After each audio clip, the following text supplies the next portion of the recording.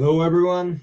I'm here with Michael Lofton, Catholic apologist. We're going to discuss some of the common assertions from traditionalists. How are you doing, Michael? Good. How about yourself? Excellent, excellent. Thanks for coming. Yeah, thanks for having me on. So, why don't you present yourself briefly? Yeah, sure. So, as you mentioned there, my name is Michael Lofton. I'm a Catholic apologist. I run the YouTube channel Reason Theology, obviously on YouTube. Been doing that for about 3.5 years, but or at least part time. And the last 6 months has been full time. Working on a doctoral dissertation, writing on the subject of the Catholic Magisterium. Also writing a book for Catholic Answers on Catholicism and Eastern Orthodoxy. So it's me quickly in a nutshell. I mean, I'm a convert to Catholicism, and I've also spent some time in Eastern Orthodoxy. So that's a quick bio. Excellent. I wanted to ask you to begin with first to tell us briefly why you are Catholic, why you converted to Catholicism. I think that the papacy was important there, right? And also, what is your main concern with the traditionalist movement? Yeah, the papacy was a huge thing for me. When I, was discerning between Protestantism, Catholicism, and Orthodoxy. I mean, I was already Protestant at the time, but I was discerning: should I remain Protestant? Should I become Catholic, Eastern Orthodox?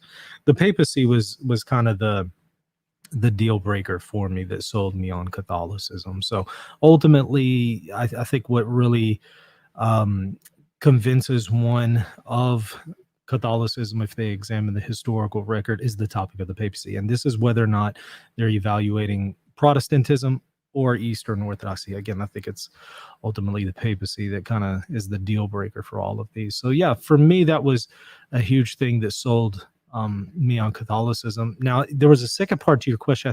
What was the Yeah, second part again?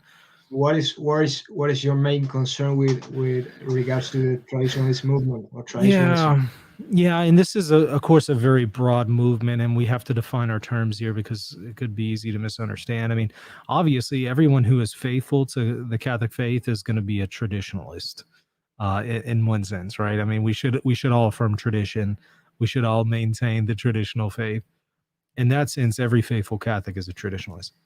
But oftentimes when we use these terms like traditionalist, we're not referring to just somebody who's faithful to the tradition of the Catholic faith. We're talking about somebody who is who holds to a more radicalized form of Catholicism that would perhaps dogmatize or make some things tradition that are not actually tradition. So there might be some misunderstandings there on what is definitive, what is maybe dogmatic, what is part of sacred tradition.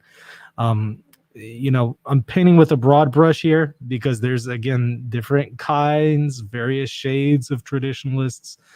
So you can't just say they're all this. But what I've noted is that there tends to be a tendency to be in dissent from the Magisterium after the Second Vatican Council. And there also tends to be a certain notion that says the liturgy in the pre-conciliar era, that is the way to do liturgy in the Roman Rite. The liturgy after the Second Vatican Council is evil, it's harmful to souls, and so we just need to return to the old liturgy. Those tend to be characteristics of the traditionalist movement, but again, like I said, kind of painting with a broad brush here because some people, are different than others and have different views. But that's how I would describe them, at least in a nutshell: dissent from Oh, the Magisterium and an attachment to a particular form of the Roman Rite. And not just an attachment that I like this form better than the post-conciliar liturgy, but no, when this says you have to have this form because the post-conciliar liturgy is evil. okay. Thank you very much. And you just mentioned the first topic I wanted to touch today. The Novus Ordo Mass, some communities like the SSPX and Sedevacantists say that it is intrinsically evil. With this, I mean the missal itself. Mm-hmm. Even if it was celebrated by a saint, it is intrinsically evil. So the first question I want to ask you is that really the case? Is the Novus Ordo Mass intrinsically evil? And the second question is, can the church Mm, provide a harmful missal? right, right, yeah. It's something that's coming up more and more often nowadays, so it's certainly worth tackling. So, I think that we should first of all distinguish this from liturgical abuses. We all agree that liturgical abuses are harmful to souls. No dispute there. I'm 100% in agreement. So when a priest or a bishop is abusing the liturgy, yeah, that could certainly be a problem and harmful. But that's not the same as saying the liturgy itself, objectively, according to the rubrics, how it actually is and promulgated by the church, that is harmful to souls. To say that something like that is harmful to souls, I think is itself harmful to souls. I think they even make that kind of claim about what the Magisterium promulgates on a universal level is already out of bounds. The Magisterium itself teaches that there is a protection of the Holy Spirit, not only for infallible teachings of the church, but there's also a general protection, at least a protection of safety, that there wouldn't be something that's destructive to souls. To the kind of day-to-day acts of the Magisterium, that again doesn't mean that the church could never do something imprudent, but could it do and promulgate a liturgy that is harmful to souls? The problem here would be one is effectively saying the church is no longer carrying out its mission to sanctify the faithful. If the church is implementing a liturgy universally that is destroying souls, it has now lost one of its essential features, and that is to sanctify the faithful in its liturgical services and its sacraments.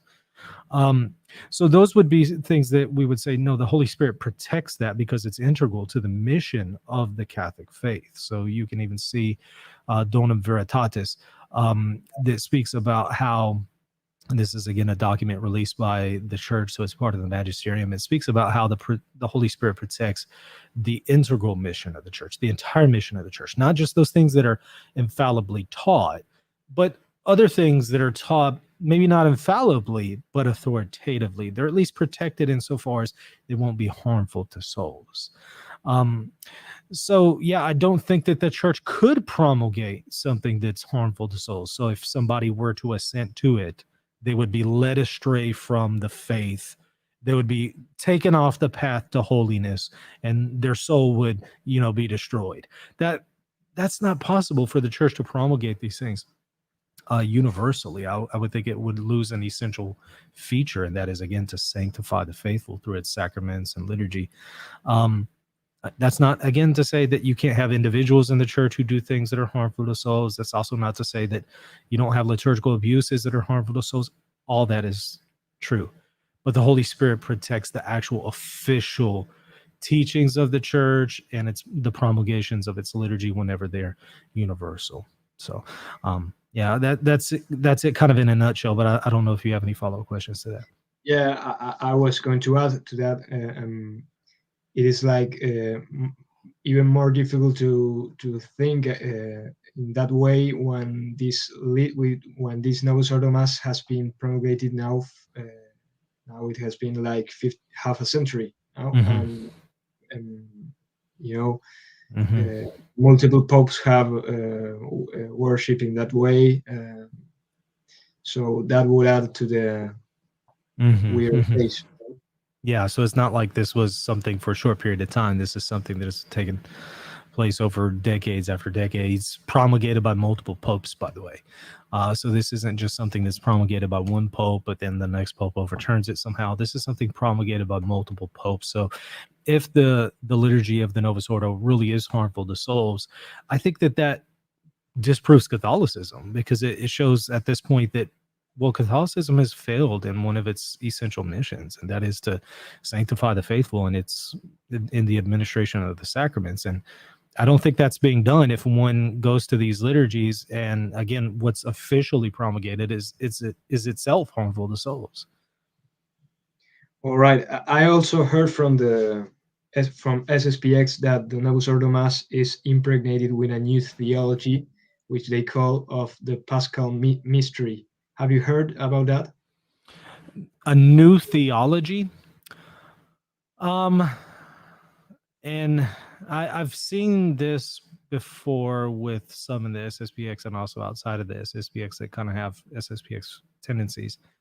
Where they'll speak of a theology of modernism, or an erroneous understanding of collegiality. They will attribute that to the Second Vatican Council. So I've certainly come across people who would say that there's this new theology in the Second Vatican Council and also in the post-conciliar church in areas of collegiality, ecumenism, and other matters. I've certainly seen them say that. But insofar as what I've actually seen taught by the church officially, I don't believe that that's the case. Now, I will say that there are people who are in the church who maintain a new theology and maintain things that are heretical. That's certainly the case. But as far as what the church has actually taught, I wouldn't concede that. Did that answer the question? Did I understand it properly? Yes. Okay. It's okay. Mm-hmm. Also, another thing that I've heard from a friend is that the conciliar and post-conciliar magisterium is not actually magisterium, because it teaches doctrine which is not Catholic, so it can be considered magisterium. Is that Catholic? Yeah, so to say that the magisterium could teach something that's not Catholic, I do think that that's out of bounds. I don't think that that's possible. So I don't think that the church, even in its non-definitive teachings, could teach something that's contrary to the Catholic faith. Now, with it being non-definitive, some of its teachings being non-definitive, it could be that they could reverse some of those teachings. Some of those teachings could be reformed because they are, after all, non-definitive. But could they be a teaching that is so away from the truth that it is actually contrary to the Catholic truth? So in other words, could maybe the church teach in its non-definitive capacity that the Pope is not the supreme leader of the church or something like that? Could it do that? Or could the Pope teach non-definitively in an encyclical that transubstantiation isn't true? I don't think so, because that would be to go against the Catholic faith. I think that's out of bounds. But to say that, well, the Pope could teach something non-definitively and maybe in an encyclical that could be reversed, it might not even be expressed the best way. It could actually be reversed. I think that's within bounds, as long as we're saying it's not something harmful to souls or contrary to a dogma or something along those lines. That's where I would say, but wait, there's a protection of the Holy Spirit even to the non-definitive teachings of the church, insofar as they're protected in their safety. But if you were to have a non-definitive teaching that's going against a dogma, that's not safe. You're requiring people to adhere to and assent to, with religious submission of intellect and will. You're requiring them to adhere to a teaching that is contrary to a dogma. That is not spiritually safe. So I think that goes too far. So have there been instances like this where the Catholic Church has ever done so? I haven't seen it. And could it do so? I don't believe so, because the Magisterium itself would teach otherwise. So I don't think that view that we hear expressed here is even a Catholic view. Okay. What do you make about the three doctrines of Vatican II that the SSPX tells us are, in the case of collegiality, heretical, and in the case of religious liberty and ecumenism, at least, erred or wrong? Yeah. So, I mean, it depends on what we mean by ecumenism, right? I mean, obviously there can be an understanding of ecumenism that would be wrong. So if one's understanding of ecumenism is just that, hey, it doesn't matter what you are, what religion you hold to, we're all saved, everybody's good to go, that's not true. But that's also not properly what ecumenism is. And it's certainly not what Vatican II meant by this mentality of ecumenism. So what Vatican II actually taught, what the church actually officially promulgates as far as ecumenism, I don't think is wrong. I don't think it's contrary to the faith.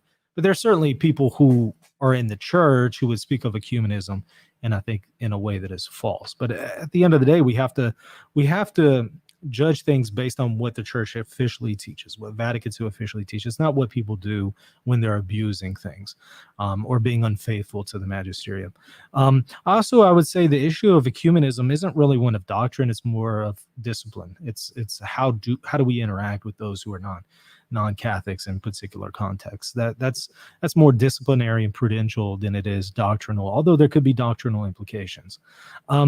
Now, I think you mentioned collegiality there. Does Vatican II teach a false version of collegiality? I mean, you have a note by Lumen Gentium that was added by the Pope to explicitly and clearly show that what it is teaching about the bishops is not contrary to Vatican I on the papacy.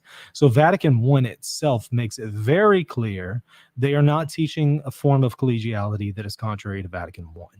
So it depends on what does one mean by collegiality. If they mean that the bishops are equal to the Pope in all ways, that's false, and Vatican II doesn't even teach that. Certainly, the Pope can act independently of the bishops, and whenever he teaches definitively, the consent of the bishops is not required. That's Vatican I. Well, Vatican II doesn't deny that whenever it speaks of this notion of the College of Bishops and the function of bishops. The College of Bishops in Vatican II is always in union with the Pope, never against him.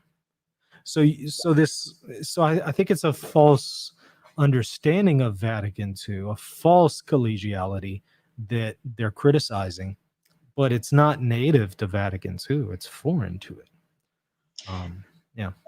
Before going on to religious liberty, SSPX says that collegiality is a heresy. So heresy. Can actually a council be teach heresy? Can a council teach heresy? Well, if Vatican II taught a form of collegiality that opposed Vatican I, that would be heresy. But number one, it did not teach such a thing. And then number two, I don't believe that a council could, an ecumenical council could, because this is an ecumenical council approved solemnly by the Pope and promulgated by multiple popes afterwards. So plus the College of Bishops. So if the Second Vatican Council were to teach heresy in this instance, I think at that point you have to just say, you know what, the Catholic Church has proved itself to be false. It's falsified itself. Because that level of error is incompatible with the claims of the Catholic Church and the protection of the Holy Spirit in such an extraordinary instance. So again, I would challenge two things there. Number one, I wouldn't say that Vatican II actually taught that form of collegiality. And then number two, if you do have an ecumenical council doing that, I think that disproves Catholicism. So I kind of wonder why would one remain Catholic at that point. It's kind of proved itself to be false. It would be like, what if an ecumenical council taught that Jesus is not God in any way? In no way is Jesus God. Well, you know what? If that's an ecumenical council and that's been promulgated by multiple popes and the Pope signed off on this solemnly, you know what? I think Catholicism has proven itself false at that point. So why even be Catholic?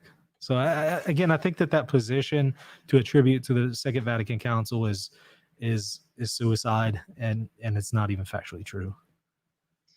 Okay, and you know that when one reads Dignitatis Humanae, the document on religious liberty, one may think this is contrary to what the Magisterium has already taught about this issue. What would you answer to someone who is struggling with this matter? Because it certainly does appear like contradictory. Well, the document itself itself notes that the traditional Catholic teaching on the area of religious liberty remains intact. So the document itself would say otherwise, but one might say, okay, well, maybe the document contradicts itself, right?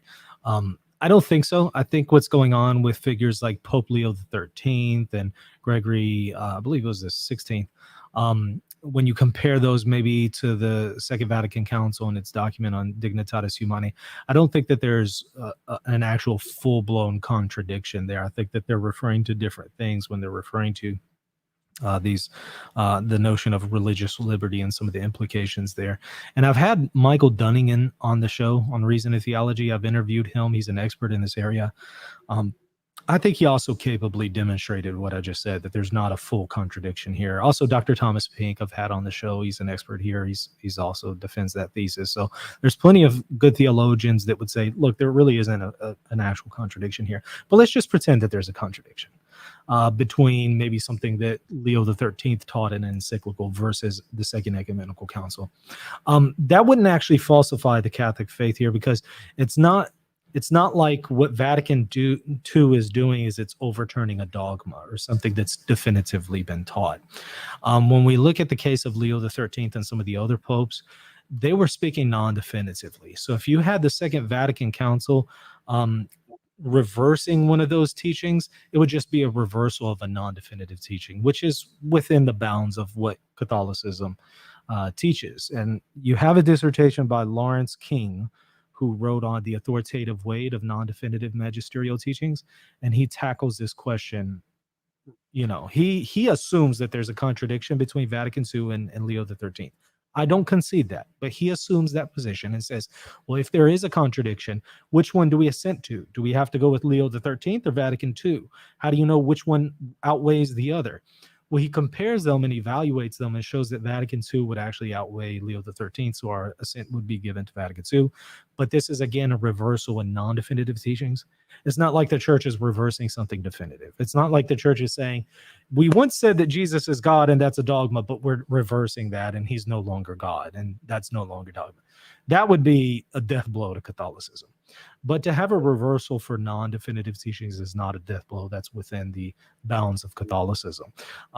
As long as that reversal, what is being reversed, was just something that wasn't harmful to souls, that's within the bounds of Catholicism. But again, I don't even concede that there is a contradiction here yet. I think that we have to demonstrate that. And the burden of proof is going to be on the person who says that there is a contradiction. Okay. And what would you say to the common assertion that Vatican II is merely a pastoral council, so we can reject it or disregard it totally? So that would be a view that is contrary to the very Bishop of Rome who even spoke of it as being a pastoral council. That's not what they meant by it being pastoral. What is meant by it being a pastoral council is that its emphasis is on being pastoral and practical, but that doesn't mean that there's no teachings in it. There are teachings in it. It's just, again, it's focused more on being practical and pastoral, but there are teachings in it. Do those teachings require, at the very least, religious submission of intellect and will? Yes, they do. So one can't just say, I can dismiss it because it's pastoral. No, you owe religious submission of intellect and will to the vast majority of its teachings, because they are just that. They are teachings. And again, Pope Paul VI, who uses this term of being pastoral, also refers to how it is binding in its teachings, and assent is to be given to it, and one can't dissent from the teachings of Vatican II. He even seems to indicate that there are definitive teachings in Vatican II. So Paul VI indicates in the Acts of the Second Vatican Council that for, I think it was in the third session, they were referring to Lumen Gentium at 21 and the sacramentality of the episcopate. And Paul VI indicates that this is going to be settled by the bishops in a way that can no longer be questioned. So he seems to be under the impression that Vatican II and Lumen Gentium 21 definitively settled that question. It just did not settle it as something that is a primary object of infallibility. It's what's called a secondary object of infallibility. Without having to go into all those details, that is an important distinction, because there are some quotes from Paul VI where he's saying Vatican II issued no new dogmas, but he's talking about primary objects of infallibility. He's not talking about secondary objects, which can be taught infallibly. In other words, Paul VI never said it never has any infallible teachings. He said it doesn't have any new dogmas. That's important, because Lumen Gentium 21, the sacramentality of the episcopate, would be a secondary object. It would be infallibly taught, but it's not a dogma. So that's an important distinction to note. So would that infallible teaching require assent, or is it up for grabs? Obviously, it requires assent. So I don't think that anybody in good conscience could say that Vatican II is merely pastoral, meaning that it doesn't have any teachings that require religious submission of intellect and will, or something higher than that. Okay. And going to the issue of submission of intellect and will, that is in the profession of faith, official profession of faith of 1989, right? Yes. The SSPX and Archbishop Lefebvre taught that this is contrary to the traditional teaching about the ascent oath we have to do the magisterium. Is that right? And can they actually reject the profession of faith and still be Catholic? Yeah, so I mean, I've never seen it historically where you could reject part of a profession of faith and still be Catholic. In fact, usually, if you were not Catholic and you wanted to become Catholic, you had to accept the entire profession of faith. So usually, to be Catholic, you had to accept the profession of faith. So in other words, if you're rejecting part of the profession of faith, I don't think that you're actually being Catholic in your teaching at that point. Since again, that is one of the signs that you're part of the Catholic Church, is that you accept the profession of faith. But you're pointing out that the third paragraph teachings, the non-definitive teachings, that require religious submission of intellect and will. Yeah, the SSPX. I mean, there's figures in the SSPX that are just saying, look, this third paragraph, this is horrible. This profession of faith is terrible. You can reject this third paragraph and still be in good standing with Catholic faith, and that's certainly not the case. Because you're, number one, in dissent from the Magisterium. And then number two, you're rejecting part of a profession of faith. When has that ever been considered Catholic? If you don't lose your Catholicity as far as your theology at that point, when would you? What would you have to deny? A dogma?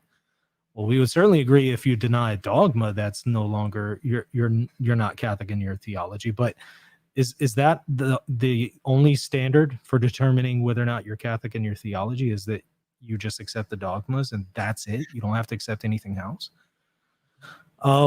That would be problematic, because again, the Catholic Church has required that people who are not Catholic accept the entire profession of faith, not just the dogmas in the profession of faith. So, for example, 1215 in the Fourth Lateran Council, you have a confession of faith that is being given to I think it was the Albigensians, and if they wanted to become Catholic, they had to accept the entire profession of faith, not just part of it.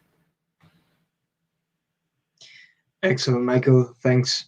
And what do you make about this notion of that is going on in the traditionalist movement about a conciliar church, Novus Ordo church, like contrasting it with the true church or the eternal Rome, like Archbishop Lefebvre said? Is that terminology theologically correct? So I think what we have two problems here. Number one, it sounds like we're saying that the Church of Rome is actually defected from the faith. But what one is saying here is, well, no, eternal Rome hasn't defected from the faith. It's just currently the one who occupies the see of St. Peter has defected. Well, that's the same thing effectively, because just because maybe you had previous popes who were faithful to the faith, just because they were faithful doesn't really mean that if somebody who is not faithful today, that somehow Rome has still maintained its integrity.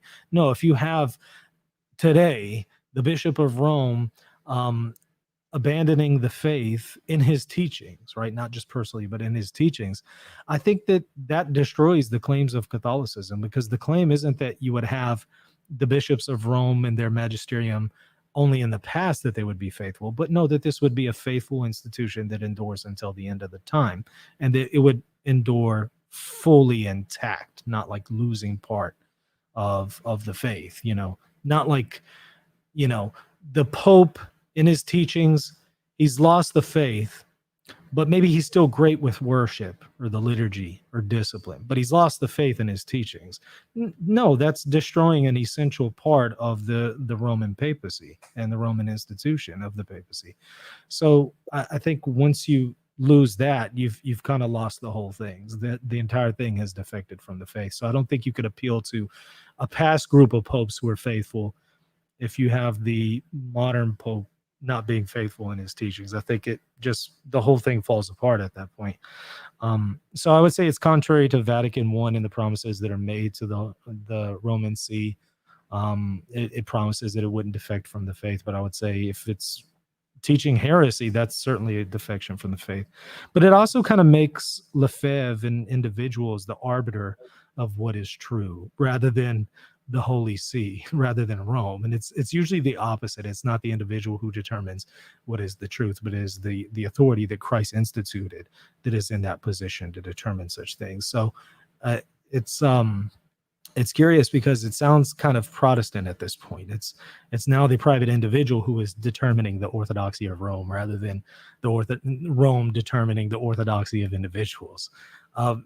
So I think what we see here, unfortunately, is kind of a Protestant mentality.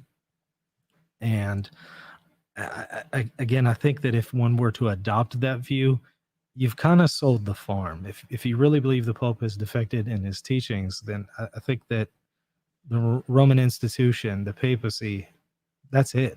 It's done. You've disproven Catholicism at that point. All right. And what would you say to the following? I heard today in an SSPX video trying to explain how an ineffective church can give a defective rite. They said that the new mass had not been promulgated by the church because it was a bad mass, but that it was an act of the Pope. But it was not the church; it was the Pope. It's similar to this that says that if there is error, then it's not magisterium; it's only the Pope, teaching, but it's not magisterium. Well, so I hear several problems with this. Number one, it's kind of like saying, all right, well, if I were to prove papal infallibility is false, what would be required? Well, you would have to have a pope teaching something infallibly, but that is erroneous. But let's say you have a pope doing that, and it's like them saying, well, since he taught something false, it wasn't infallible. But wait, if he taught it infallibly and it's erroneous, that disproves it. But since he taught it, since he taught error, it's not infallible. It seems like that we're playing fast and loose with the claims of papal infallibility. So with that kind of definition, I don't know how you could ever falsify the Catholic claims. It seems like you just can kind of move things around however you want so that there's no contradiction, but there's really no consistency. And so when I actually look at the Pope and what he promulgated, as far as Pope Paul VI promulgating the Missal, the revised liturgy, what we would call the Novus Ordo. He did so in an apostolic constitution. That's certainly magisterial. I don't know anybody who would suggest that an apostolic constitution is not part of the papal magisterium. It's certainly part of the papal magisterium. So one can't say it's not magisterial. And again, it's arbitrary to say, well, if I disagree with it, it's not magisterial. That's not a good standard for determining what's magisterial, one's personal opinion or evaluation of a document. There has to be something more objective to it than that. And the more objective standard is, well, if a pope who's a valid pope issues an apostolic constitution, that's magisterial. So was it promulgated by the papal magisterium? Yes. Was it then accepted by the College of Bishops throughout the world? Yes. Was it then was it continued to be promulgated and emphasized and accepted by later popes and more bishops in the College of Bishops? Yes, it has been since the Second Vatican Council. And so if that's not magisterial, what is magisterial? Would be my question. All right. And what does the church teach about not assenting to magisterium? Is that a sin? For example, is it a sin not to assent to Vatican II? What gravity of sin is that? What do the theologians teach about this? So in reference to those teachings that are definitive, if there's this obstinacy in accepting it, there's certainly sin. So being obstinate means I know that this is true and I know I'm required to accept it, but I'm just going to reject it. I'm not open to being convinced. I just reject this. There's sin there. Now, as far as non-definitive teachings, you're ordinarily required to assent to them, so that if you just rashly dissent from them, there's sin there. Are there rare exceptions where a person is doing their best to accept the non-definitive teaching, but they're really just struggling with it? They're open to accepting it. They're open to being convinced. So the disposition is there. They're open to it, but they're just having a tough time accepting it. There's not necessarily sin there, as long as they're open to it. So they need to just continue to work with it, continue to try to understand the church, be open to accepting what the church is saying. As long as that disposition is there, I think that there's not necessarily sin. But when you start closing your heart and saying, no, I'm not going to accept this, I'm not open to it, yeah, there's an element of sin there. And I think the manualists would agree with that. I mean, you see manualists speaking about this assent that's owed even to non-definitive teachings. And if you were to just rashly reject them, yeah, that's going to be something that's sinful. And if it was a sin, would it be mortal? So if it would be a mortal sin if there's full knowledge and full consent. It would certainly be grave matter, because one is now rejecting the very authority that Christ instituted to teach. So Jesus says, he who hears you hears me, and whoever rejects you rejects me and him who sent me. So at that point, is rejecting Jesus and those who Jesus sent to teach a grave sin, or is it a grave matter? It's certainly grave matter, but you would have to have full knowledge and full consent for it to be mortal sin. Okay. Yeah. With regards to the Mass, many people say that the old Mass is canonized by Quo Primum. What would you say to that? Yeah, so Quo Primum, a document issued by Pope Pius V right at the time of the Council of Trent. Of course, he's the one who promulgated what is now called the traditional Latin Mass, though there have been a lot of alterations to it since the time of Pius V. But long story short, he issues a document called Quo Primum promulgating this liturgy, and he uses language in there about how like nobody can alter this thing and it's to be in place perpetually. So people would say, okay, well, you see, the Pope can't change this. It's to always be there perpetually in place. But that's certainly not how any of the popes understood that language. They were referring to nobody lower than a pope can alter this missal. And, unless a pope alters this is going to remain perpetually as law. But it was always understood that a pope could alter that, because no one pope can bind another pope in matters of discipline. So one pope can't say all future popes have to use this missal. They can't do that because they're equal authorities. And again, this is how the popes themselves understood Quo Primum. I mean, Paul V, I'm sorry, I keep saying Paul V, Pius V, actually made changes to the missal after Quo Primum. So he himself knew that this is not something irreformable by a pope. And then you do have successive popes after whom who make alterations to the missal as well. So they didn't understand Quo Primum to be something irreformable for a pope. Moreover, whenever Paul VI goes to promulgate the Novus Ordo, the very first thing he quotes is Quo Primum in the document that he's issuing the new missal in. He quotes Quo Primum. So he's aware of Quo Primum. He doesn't have a problem with Quo Primum, but he recognizes as Pope, he has the authority to reverse some aspects of Quo Primum. Quo Primum was in an apostolic constitution. Paul VI issues his missal in an apostolic constitution because he has the same amount of authority as Pius V. So what's happening is people are just misunderstanding some of the language in Quo Primum and going too hard with it.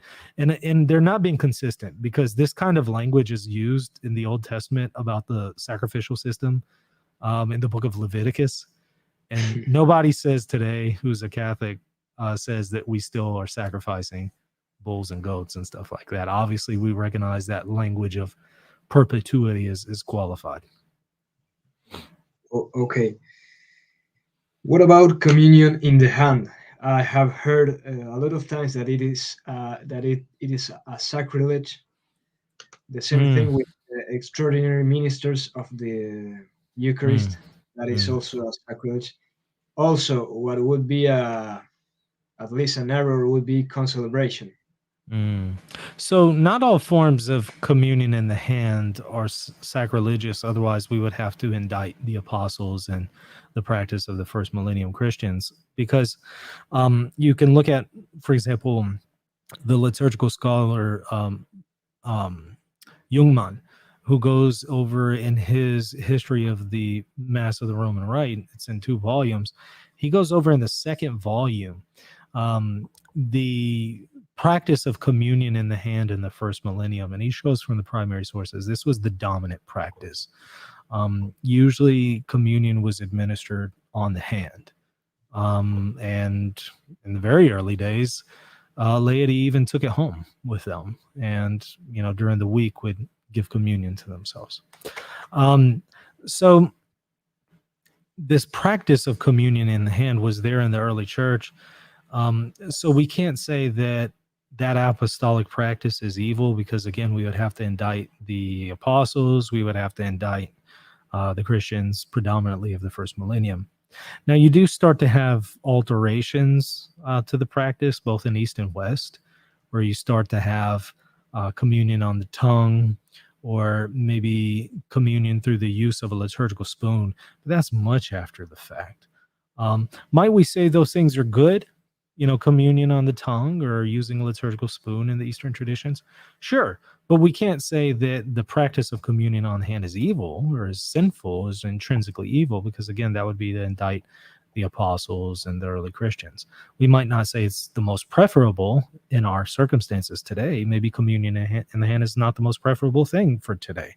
Maybe, but you can't say it's evil. Now, are there some people who receive communion in the hand who are careless with the Eucharist? Yeah. But that's not a problem of the communion in the hand. That's a problem of being careless with the Eucharist. So that's where the problem really is. It's not with communion in the hand. It's more an issue with person.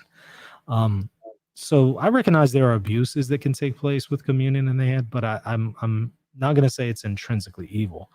And then I think you mentioned concelebration. I mean, well, this idea of liturgies that are taking place at the same time in the same location, but having multiple liturgies is certainly an innovation. In the early church, if you had multiple priests together, they would concelebrate. So it's not a novelty. It's in fact the historical way of doing the liturgy. If you have multiple members of the clergy, they would all be at the altar celebrating in one liturgy, not multiple liturgies that are taking place in the same location, but through multiple priests. To my understanding, that more came about in the Roman Rite, because you have a whole bunch of monks who become ordained, and you have through that the advent of low masses, because you have a whole bunch of ordained monks and you only have one liturgy on Sundays, so you're going to start having to have more liturgies than that. And so they started having these private masses and low masses and things like that, and that's kind of where we get this practice more in the Roman Rite, that doesn't necessarily have concelebration, but is more separate, and each individual priest, all in the same building perhaps, are celebrating multiple masses. That's more where it came from. Might we say that that's okay? That's within the bounds? That's acceptable? Sure. But we can't say that concelebration is the novelty. No, the opposite is the novelty. Concelebration is the original way of doing things. And I certainly don't think it's bad, because again, we would have to indict the early church in that practice. And I think that's out of bounds.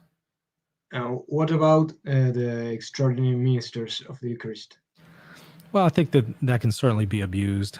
It's more appropriate that those who are actual ordinary ministers handle the Eucharistic species during the liturgy. That's more appropriate. Do we find some exceptions to that throughout history? Sure. And so I'm okay with it if it's extraordinary, but if it's constantly ordinary, it's constantly a thing whenever it's not really necessary, I think that that's an abuse. So I'm not opposed to extraordinary ministers per se, because I don't think that that standard is really maintained in the first millennium. But I do certainly think that the general disposition was ordinarily it would be ministers who would give these things. But I did mention there that, I mean, like I said, I mean, in the early church, they would often distribute the communion to the laity, and they would take it home with them and they would communicate themselves. So it's not intrinsically evil for a layman to self-communicate or to administer it to family members, something like that. But it's more appropriate that a deacon or a priest or a bishop would do it. Also, it would be weird to think that the church can give discipline that is sacrilege. Yeah. Right? Yeah, I mean, now certainly you can have people who are members of the church who can engage in sacrilege, but I don't think the church is going to itself allow on official level universally sacrilege. Again, I think that's out of the bounds of what the Magisterium itself has said about the protection of the Holy Spirit in matters that are essential to the church. And I sure think that, you know, the liturgical life of the church and avoiding sacrilege is one of those essential areas. All right. Another thing I see a lot in traditionalist circles is that they tend to justify everything in the name of tradition. And I see that there is not a very clear understanding of what tradition is. So what would you say? Which are the different meanings of tradition? Which is the actual meaning of sacred tradition? Are they using it in a correct manner? Yeah, so I think that you're right to point that out, because I think a lot of times there is this equivocation going on with the term of tradition. I mean, we can speak of different forms of tradition. We could speak of divine apostolic tradition, that is something that God revealed through the apostles. We can speak of human apostolic tradition, that is not something God revealed, but is something that came from the apostles as kind of a good discipline or something like that. We could speak of ecclesiastical traditions. Those are traditions that they don't come from God, they don't come from the apostles, but the church has given them to us because they're helpful for some purpose. As far as the kinds that are irreformable, it's going to be divine apostolic traditions, not human apostolic and not ecclesial. Ecclesiastical traditions and even human apostolic traditions could change.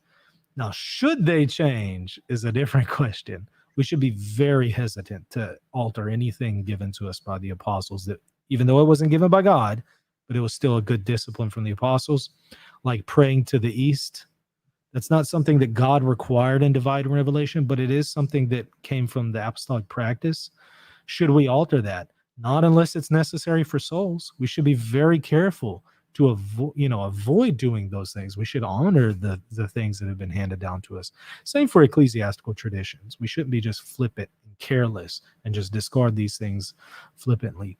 But that being said, if the church were to do so through some kind of case of necessity, it doesn't mean that it's abandoned the faith or abandoned what God has revealed, or abandon sacred tradition. Sacred tradition is simply going to be divine apostolic tradition. So it's actually revealed by God and or through the apostles.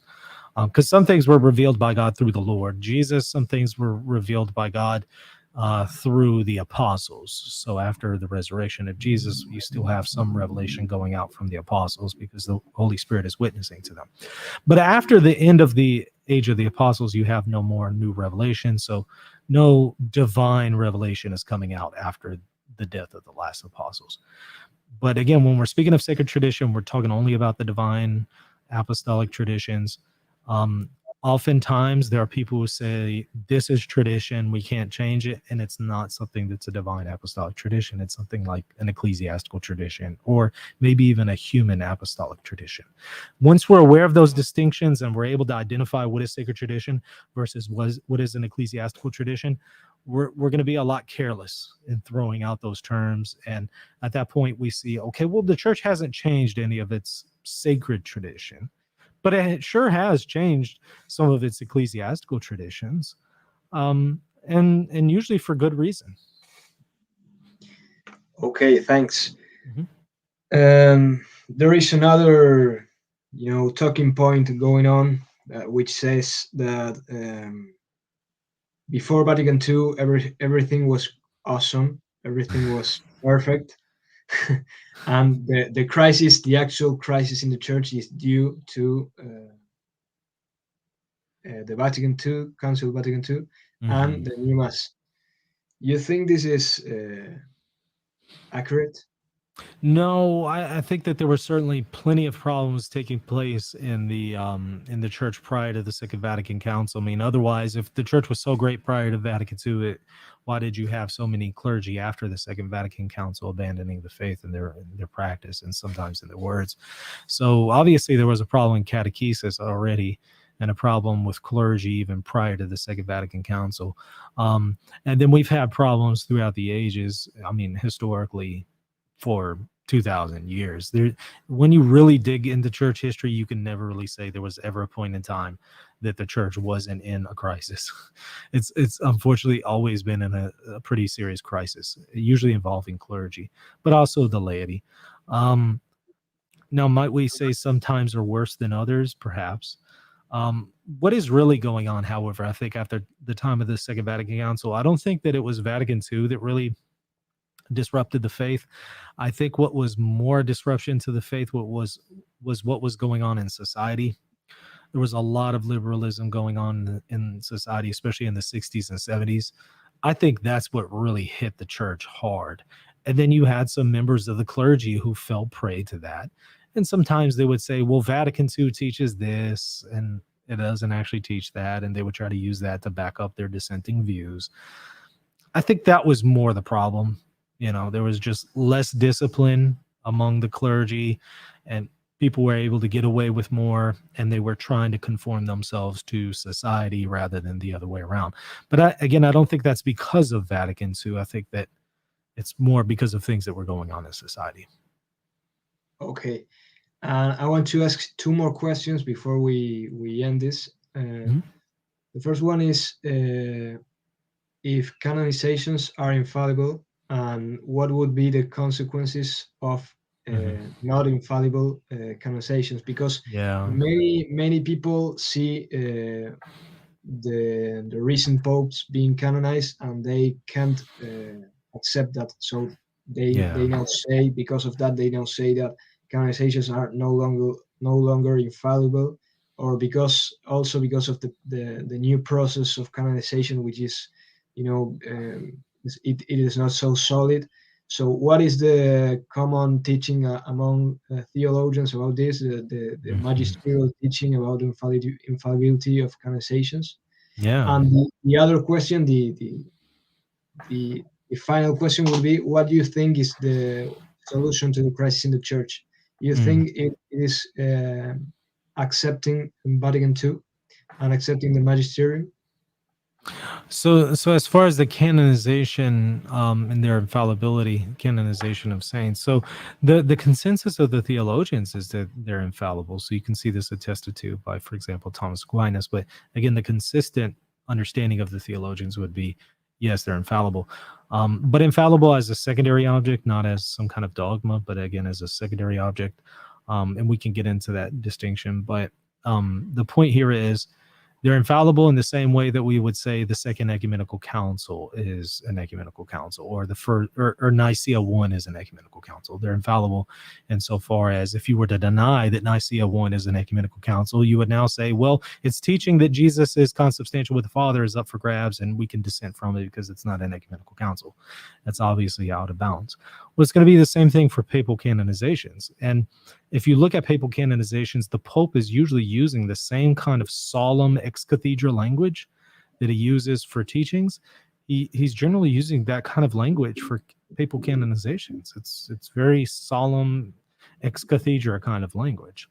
I think the consequence, however, of saying that these are not infallible is to then say that there is a universal acceptance of someone who is identified as a saint, and we're liturgically commemorating them. We're celebrating them on our altars. We're naming churches after them, and this person is in hell. to say that that person is in hell, but we're commemorating them on our altars on a universal level. I think that's out of bounds, because it's going too far. It's saying that our worship is impure, it's polluted. We're celebrating somebody who's in hell. That doesn't seem appropriate.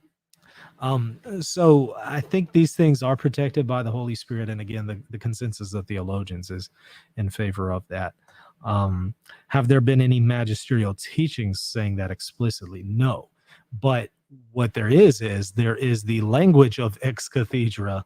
There's that ex cathedra language that the Pope is using, and he's using it in reference to papal canonizations, and that language is backed up by Vatican I in Pastor Eternus. So I think that it's the only necessary conclusion. Now, might we say that maybe some local saints that are venerated in a local area, those might not be infallible? Sure, but we're talking only about the ones that are universally accepted. I think we have to accept that it's not possible for us to venerate them as a saint if they're in hell. That's all really that the infallibility is limited to. And I think you had a second question there. What was the second question? Yeah. Before that, I recall some comment of Cardinal Ratzinger to the Profession of Faith, in which he says something about infallibility of canonization. Yes. Is that magisterial or is it not? So you're referring to the commentary on the Professio Fidei by the Congregation for the Doctrine of the Faith. It's authored by Bertone and Ratzinger. If you look at the bottom of the document, it's not something approved by the Papal Magisterium. It says released by the offices of the Congregation for the Doctrine of the Faith. So technically, it's not part of the Magisterium. So technically, it's not binding on you, and you're free to agree to disagree. But it is coming from some pretty serious theologians, Ratzinger and Bertone. So we don't need to easily dismiss it, because that's pretty, those are, especially Ratzinger, that's a heavy hitter, I should say. He carries a lot of weight. Is it binding on your conscience? Technically, no. But I wouldn't appeal to that to say it's binding on your conscience. I would appeal to the consensus of the theologians to say it's binding on your conscience, because we would say that something that is agreed to by the theologians as far as a consensus is a good way to identify something that is sacred tradition, that is binding. So that's one of the ways where we could identify, those things that are definitive. Okay, Michael, the final question, if you have time, would be, what do you think it is the most the best way to solve this crisis in the church? Because the SSPX will say we are the solution. We are the only consistent solution. Well, I don't think that they have the appropriate solution. I would certainly stay within the canonical bounds of the church, but as far as what really needs to take place, I think, frankly, and a lot of people don't want to hear this because we as laity may feel a little powerless, but the answer is going to be ultimately the bishops themselves need to exercise church discipline. If you had more church discipline, let's say the Pope was disciplining more bishops and bishops were disciplining more priests, you would have a whole lot less theological and liturgical abuses. You would have a lot less dissent, because people would know they can't get away with murder. But if there's no discipline, people feel like I can get away with murder. I can do whatever I want, and there's no consequences. It's kind of like if I never discipline my kids, I just keep telling them, hey, do the right thing, do the right thing, do the right thing. But they don't listen, and they keep doing the wrong thing. And I never discipline them. They're just going to say, I'm just going to keep doing the wrong thing because nothing's going to happen to me. There's no consequences. But if I were to start implementing discipline now they might think twice before they go and do the wrong thing. They might say, okay, all right, look, I'm not going to do that anymore. It's the same thing with the bishops and priests and individuals in the church. I think the vast majority of our problems would be fixed. Not all, but the vast majority of problems in the church today would be fixed if there was more church discipline.